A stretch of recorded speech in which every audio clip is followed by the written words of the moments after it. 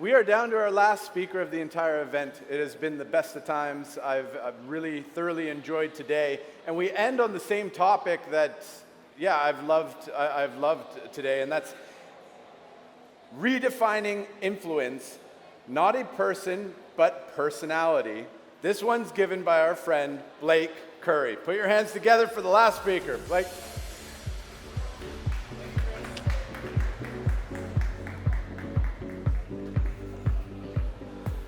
Yes, that's me. So I'm going to keep this brief. I know it's been a really long, hot day for so many of us. And I promised it's not going to last 15 minutes. Talked to Caroline, I said 10 minutes. And she's like, no, it's like 8 minutes. So I'm going to try and stay there. So what we talked about, I was on the panel earlier, and I don't know if you had a chance to catch that, but what's really important right now, where we are today, is AI is doing a lot, as we all know. It's making our lives easier. We're getting back more time in our lives, which is very important. But it's also really a huge component, the next level of entertainment. And one thing that we're doing at Swim is launching a guy we'd like to introduce you to right now, a sneak peek, Aya. So who is Aya? Well, I can tell you more once I get my clicker, which actually I forgot. I'll be right back. All right, let's do that all over again. So Aya, back to Aya. Who is Aya? And why are we deciding to reimagine an influencer? Here's why. It's very important. If you look at, like, for example, where the influencer landscape is today, there's three main factors that we've identified that are really an obstacle for growth. And those include cost. We all know that. It's extremely cost prohibitive. 2, unpredictability. Unpredictability in an influencer can mean devastation to a brand, as we've seen over the past several months and even the past year. And finally, customization.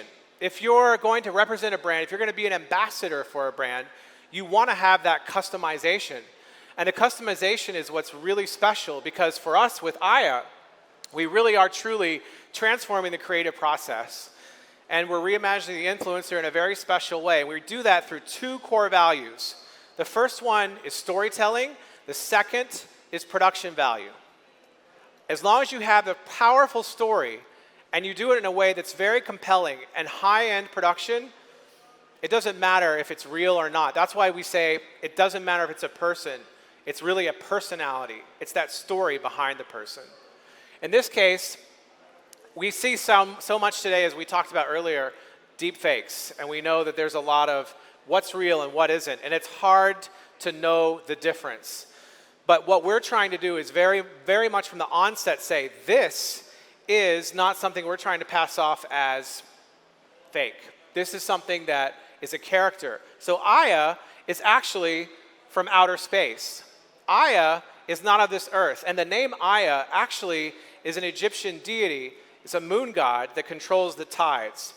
So a synthetic influencer, you probably have heard some of this. This has already been a big deal actually in Asia for a few years now, in particular South Korea, Japan, and China, where they've literally launched into e-commerce. They're now selling products, monetization through live streaming, and so much more. Here we have, when I say here, I'm talking about Western markets like in Europe, North America. This is something that is really going to start to take off within the next 5 years. And this is really the time that it's happening. So Aya is really a visionary, and the 2 core, I would say, industries that we look at the most, that we're developing this further into, is fashion and music and entertainment. And why is that? There's a few brands I'm going to show you that are already doing this, and it's very important because if a consumer, say, sees the latest fashion on a model, half the time they don't even know who the model is, and they don't even care. They just see something that's new, it's different, and they want a piece of it. So if they can identify with a virtual influencer, all the better, especially for the brand, because they're more reliable. They're going to show up when you want them to show up. They're not going to be a diva about anything. And they're going to have a strong, compelling personality. So Aya lives at this intersection between fashion, art, and music. And one of the interesting things about Aya is he's also a very accomplished DJ, which you will see later on tonight here at Blockdown. So as I mentioned, it's art and fashion adjacent is really like the intersection of where Aya lives. He's a trendsetter, but he doesn't follow trends. That's the important distinction. So if you look at where we see a lot of influencers today. They are following, but they're not really leading. That's where really I think the difference lies. And Aya's also in a very ultra-modern position. And this landscape that he lives in is very, very much contemporary. And this, if you look at sort of the intersection between creative, minimal, avant-garde, and counterculture, that's really where Aya has his modus operandi. Another interesting thing, because a lot of this has involved character development, as you may well know, you look at the musical acts, and some of these might resonate with you. This is where Aya lives at the intersection between a lot of these artists.